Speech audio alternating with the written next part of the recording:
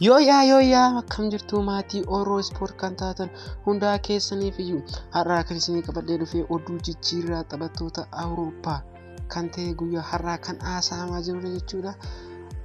Jijjiirraa guyyaa har'aa haasa'amaa jijjiirraa baay'ee jibbisiisaaf yeroo baay'ee haasa'ame kan jedhame jijjiirraan JADON SANCHOon Manchester United dhufaa jedhame baay'ee nuffisiisaa ta'ee jira. Amma garuu dhuma jala wanta ga'e fakkaata. Maaliif yoo jettan JADON SANCHOon dhimma dhuunfaadhaan Manchester duukaa walii galee miliyoona 95 Dortmund kilaboonni lama miliyoona 95 jechuun Dortmund Manchester garuu 70 taphaticha fudhachuu barbaada. Dortmundis gad buusuutti yaalaa jira jedhamaadha. Kanaaf iyyuu jijjiirraan kun xumuramuu parsantii 75 keessa sa'aatiiwwan itti aanan ni beeksifama jedhamaa jira. Kan kana jedhee Fabrizio Romanoon ganama kana balballoomsee jira jecha. Kan biraan immoo Tottenham Nico Gonzalez Fiorentina irraa fudhachuuf miliyoona 21 dhiyeesseera.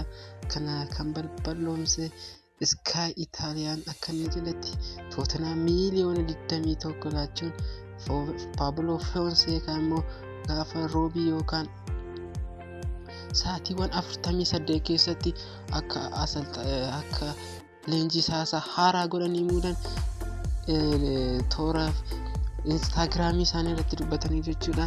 Kan biraan immoo Leicester City Philippe Coutinho Barcelona irraa fudhachuuf haasaa akka eegaledha.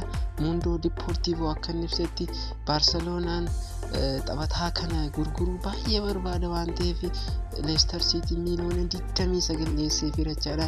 Baarsaan garuu miliyoona 29 miliyoona 35 barbaada.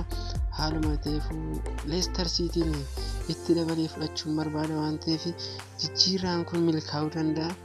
Kan biraa immoo Everton vs United taphataa Real Madrid Marcelo Ancelottiin leenjisaa haaraa Real Madrid Marcelo sin barbaadu waan jedhan fakkaata. Everton vs United taphataa kana fudhachuuf waraana keessa galanii jedha. Markaan akka balballoomsetti Marceloon irra caalaatti gara vs